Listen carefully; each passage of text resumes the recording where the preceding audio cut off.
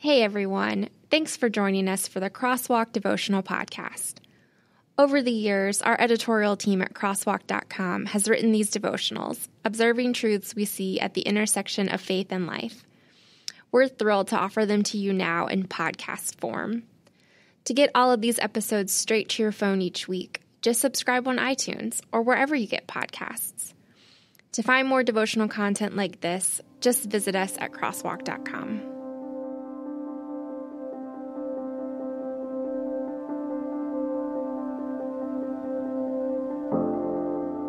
Thanksgiving, for Richer or Poorer, written by Sean McAvoy and read by Stephen Sanders.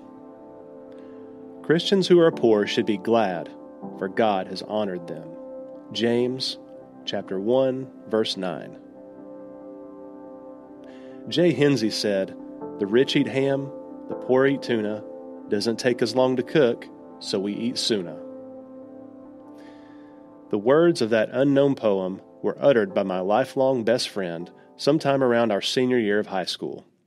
He conjured it out of thin air while I was spending the night at his house. It was the result of one of those "I'm so tired I'm laughing at anything" sessions you'd often experience with close friends around midnight.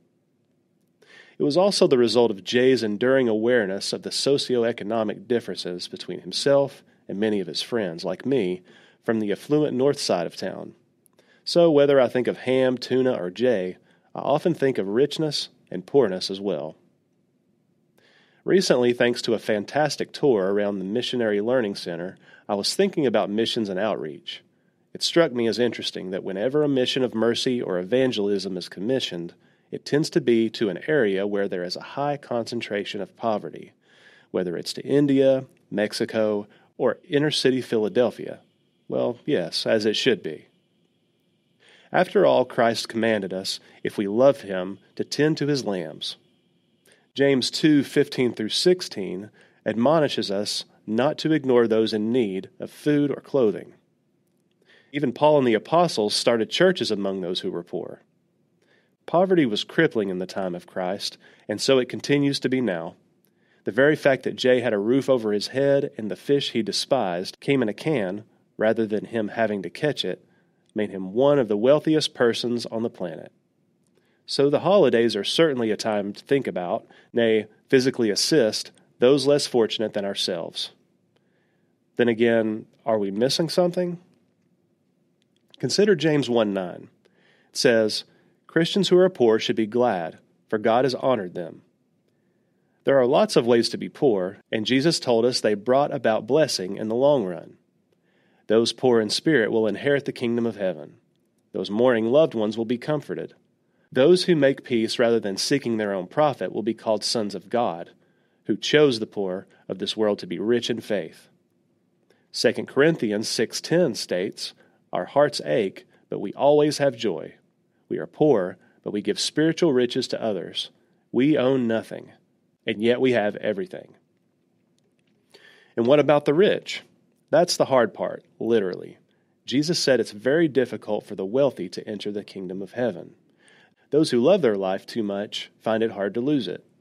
James reminds us it's the rich who oppress us and drag us into court, blaspheming the fair name by which we've been called. The word miserable has at its root the word miser. The love of money isn't just the source of evil, but also of depression and dissatisfaction. So, doesn't that mean that the rich have just as many spiritual needs, if not more, than the poor? Who will go to them? Who will train them in the joy of giving their money away and not living by comparison to others? What mission trips are planned? I contend that untold legions of us are making such a trip this very month, back home to our families and friends, where a big ham might fill the center of the table, people will put on their fineries, and a lot of the talk will focus on the daily drudgeries of keeping our precious lives in working order to cover up the hole that's getting bigger in the soul. We might spend a few minutes at the table saying how we're thankful we're not like others, or that we have our health, or that our family is with us, before we stuff ourselves, stare blankly at the Dallas Cowboys or Detroit Lions to avoid looking at each other, or fall asleep. Of course, you probably know someone for whom Thanksgiving is an unwelcome chore, a painful experience of dodging rejection, annoyance, questions of the future or romance, and Uncle Jimbo.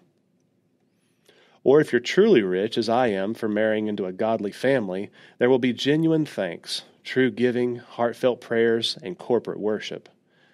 Whatever the case in your gathering, let me encourage you to take the love of Christ with you and accept the difficult challenge of bringing it to the wealthy this Thanksgiving.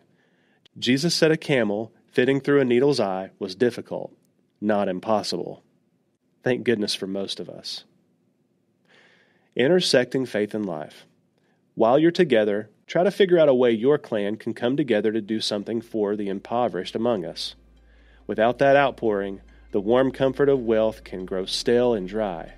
Meanwhile, the next time you think on a cloud of poverty and those who suffer at its chill, remember that, at least in the biblical view, it carries a silver lining of comfort, inheritance, peace, and, I suppose, eating Suna. And if those elements are present at your table, then you have a cornucopia indeed.